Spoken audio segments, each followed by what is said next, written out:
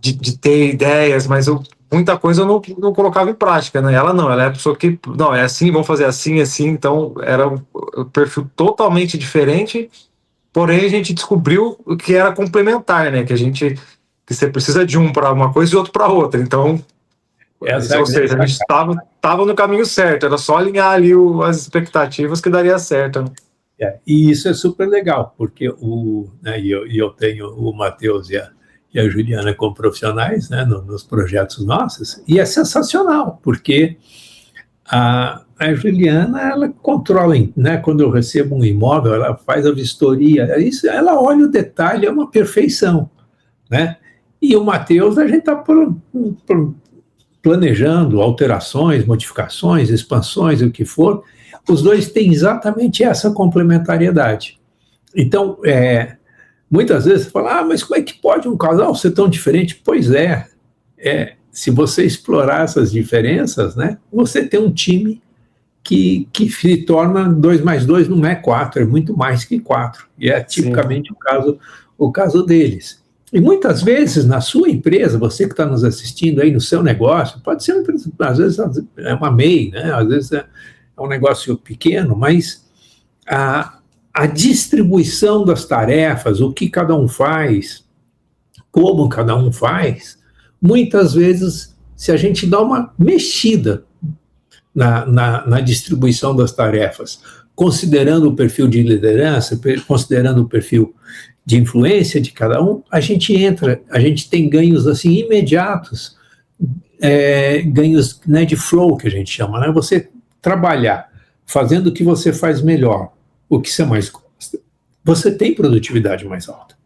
E ao ter produtividade mais alta, a equipe tem produtividade mais alta e você já começa a ter ganhos, né, que daí já vai ter reflexo na produção, na produtividade, redução de custo ou redução de tempo para entrega de tarefas e assim por diante, né, mexendo só no que o Matheus falou ali, no autoconhecimento da equipe. A hora que a gente remaneja, trabalha isso e faz um remanejamento ou uma troca de tarefas, é comum a gente ter ganhos significativos, né? O que mais que a gente pode contar, Matheus? O que mais que foi legal? Inclusive, até complementando o que você vem dizendo, Carlito, eu acredito que até esse ponto do autoconhecimento, de você realmente ter aquela certeza, o meu tipo de perfil é esse, não significa que você tem que, eu penso, né, você tem que, eu vou então explorar uma coisa que não é da minha característica para eu evoluir. Muitas vezes você trabalha no que você já tem aquele perfil e a gente está conversando, eu e a Juliana, no nível ali de sócio que a gente era, né? Mas até para uma futura contratação é interessante você conhecer o seu perfil, para você contratar alguém que vai te complementar naquilo que você precisa. Preciso de uma pessoa que vai fazer tal coisa. Procure alguém que seja complementar, né? Não pegue alguém igual você de novo, porque daí você vai ter duas pessoas iguais, né? Então, não só no nível de sócio, mas no nível de realmente contratação. Acho que é bem interessante esse insight também. Super, super. Né? A gente usa muito, né, esses mapeamentos, inclusive como ferramenta no recrutamento, na seleção, não no recrutamento, mas sim na seleção, muitas vezes com essa análise do estilo de liderança e da alta performance, é crítica e determinante justamente para você escolher o melhor candidato, que vai combinar melhor naquela equipe. Pode ser que numa outra equipe você tenha uma outra distribuição, né? Legal. E você acha, Matheus, a gente mexeu também, né? A gente estudou teu cliente também, né? Eu lembro que foi bem interessante a gente estudar. Eu lembro que você tinha o cliente que era o cliente de projeto comercial, você tinha o de projeto residencial, você tinha, né? A hora que a gente estudou lá os clientes, né? Em cima daquele cliente que é missionário, o cliente que é mercenário, hoje a gente chama ele de otimizador, né? Porque se a gente chama ele de mercenário, às vezes ele se sente ofendido. Então, quando a gente compartilha a informação com o cliente, a gente mudou os nomes. Não existe mais cliente mercenário, aqui todo mundo é bonzinho, né? Então, o cliente pode ser missionário, o cliente pode ser otimizador. O otimizador é aquele cliente que compra, para ele, preço é muito importante, ele compra baseado em preço. Né? Então, mas não é mercenário, é que ele otimiza. Ele está otimizando. Então, otimizando. A gente tinha lá um nome de cliente, a gente chama de cliente, como é que é, guerrilheiro, uma coisa assim. Fala, não, Era ele não é o guerrilheiro, é terrorista, né? terrorista, não tá também, às vezes a gente pode estar ofendendo nessas coisas de termos, né? Então, hoje a gente tem o cliente dependente e o cliente independente. Né? O cliente independente é um cliente, então, que ele já não depende mais de você. Ele consegue achar alternativas de fornecimento no mercado, ele troca você com facilidade, ele já trocou, ele já achou um fornecedor, e se esse cliente não estiver satisfeito, você vai perdê-lo.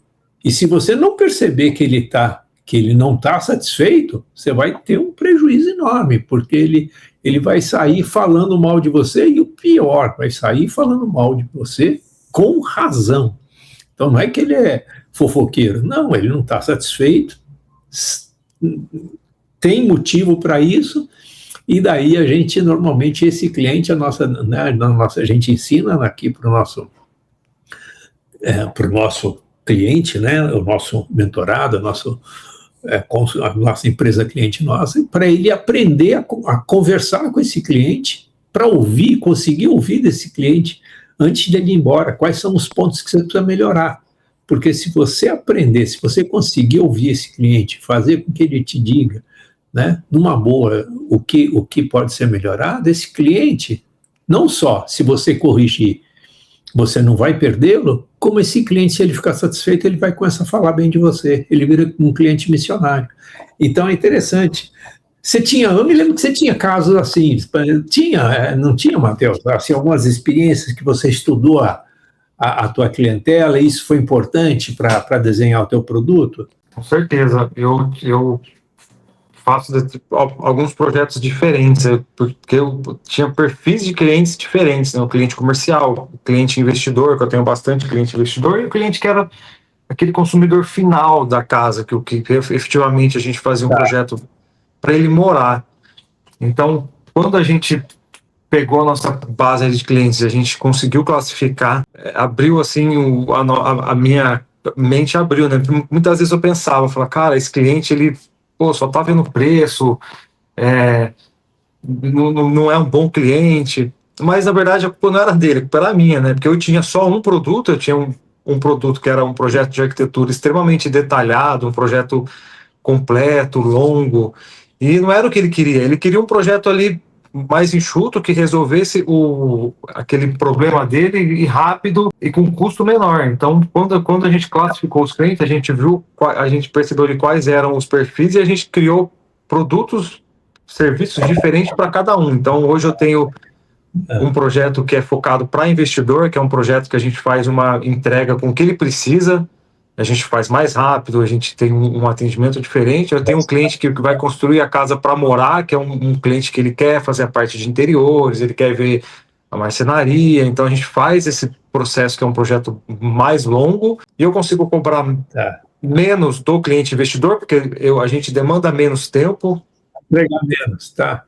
Né? Então, você vai entregar menos, mas vai entregar o que ele precisa. O que ele precisa, exatamente. Ele menos, então isso custa menos, né? Requer menos investimento, você consegue fazer um preço mais competitivo. Exatamente. Eu não estou deixando de ganhar quando eu faço esse projeto, que tem um valor um pouco menor do que esse, porque às vezes, se você pegar o tempo que a gente... Eu marco sempre o tempo que a gente leva para fazer determinado projeto. Então, se eu levo X tempo para fazer esse projeto, eu vendo ele por X vezes 2, uma coisa, muitas vezes esse projeto que é o mais em conta é onde eu tenho a minha margem maior, porque eu consigo fazer ele bem mais rápido. Então, perceber isso fez com que a gente conseguisse atender o cliente com valor menor e ganhando mais ainda. Tem mais retorno. Que legal. Esse é um detalhe. Isso é lucratividade. Olha só que interessante. Então, muitas vezes, aqui um produto de mais luxo, mais caro, mais detalhe, o custo dele vai ser mais alto. E o custo dele vai ser mais alto, né?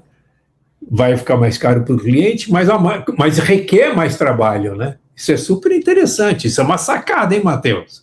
Você conseguiu mapear isso? Exatamente, a gente percebeu tanto que um monte de assim, vários serviços que a gente fazia, a gente deixou de fazer, porque eram serviços que demandavam muito tempo, tinha uma margem baixa e a gente tinha muita demanda do cliente. A gente tinha que ficar muito tempo ali com o cliente num processo que para a gente acabava não compensando muito. Então a gente, quando a gente viu ali qual que era os nossos clientes, a gente acabou definindo, vamos atender esse cliente, esse, e a gente criou produto específico ali para cada um, né? E isso Que fez com legal. que a gente tivesse um ganho de desempenho bacana, né?